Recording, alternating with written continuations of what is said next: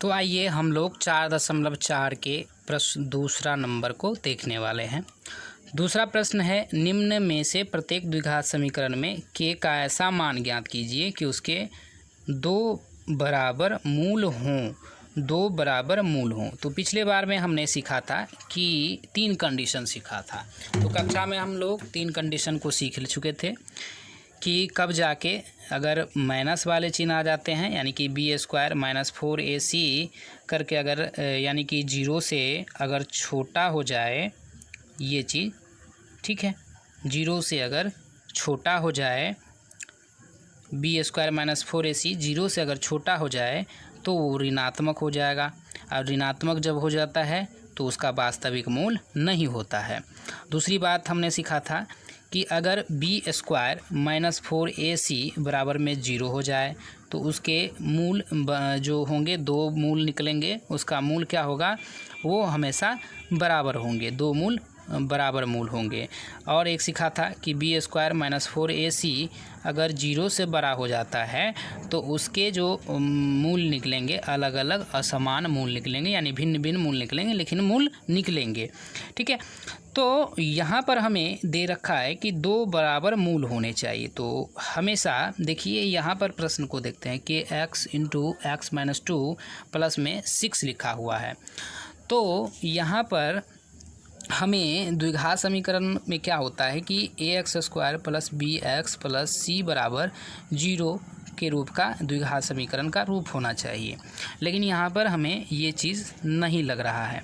तो सबसे पहले तो इसे बात करेंगे, इसे बनाएंगे इस प्रकार। तो कैसे बनाएंगे, बहुत ही आसान है इसे गुना करने पर, क्योंकि यहाँ पर देखिए कि kx × x - 2 + 6 बराबर 0 रखा है।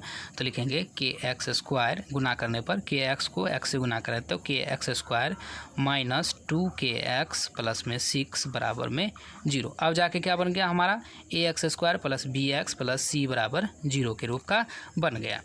तो अगर मूल बराबर होते हैं तो इसका मतलब होता है कि b² - 4ac बराबर होंगे 0। तो मूल बराबर ऐसे होंगे, ये लिखने की कोई ज़रूरत नहीं है, समझने की ज़रूरत है ये चीज़, ठीक है। तो कैसे, तो हमने कहा था कि अगर मूल बराबर होंगे तो b² - 4ac बराबर में 0 होंगे। तो कैसे होंगे, सबसे पहले तो हमें b² - 4ac लिखना है। तो b कितना है, यानी कि x का गुणांक -2k है, -2k। तो मैं लिखेंगे -2k का स्क्वायर -4 गुने a का वैल्यू कितना है, यानी कि x² का गुणांक k, c का वैल्यू 6 है, बराबर में 0 है। अब माइनस का स्क्वायर जब करेंगे तो हो जाता है प्लस, यानी कि 4k² -6 चौका 24 के बराबर में 0। अब देखिए आप क्या करेंगे, यहाँ पर इसमें भी k है, इसमें भी k है, ठीक है, और इसमें 4 और इसमें 6 चौका 24, यानी कि कॉमन की बात हो रही है यहाँ पर, ठीक है, कॉमन की बात। 4 × 4 4 × 6 = 24, दोनों में क्या आ रहा है, 4 आ रहा है। यहाँ पर k², इसमें भी k है, तो हम लोग 4k क्या ले लेंगे, कॉमन। तो इसमें से कितना बच गया, k बच जाता है, और इसमें से कितना बच गया, 6 बच गया, k तो ले लिए हैं, ठीक है ना, बराबर में 0। अब क्या करेंगे, 4k बराबर में 0, एक बार इधर, तो k बराबर 0/4, यानी कि k का वैल्यू कितना हो जाएगा, 0 हो जाएगा। इसी तरह से k - 6 बराबर में 0, तो k बराबर कितना हो जाएगा, k बराबर 6।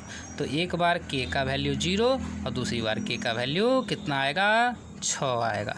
तो इस प्रकार से हम लोग ने इस प्रश्न को बना लिया है। चलिए आप लोग खुद से ट्राई कीजिए, देखिए किस प्रकार से बनते हैं।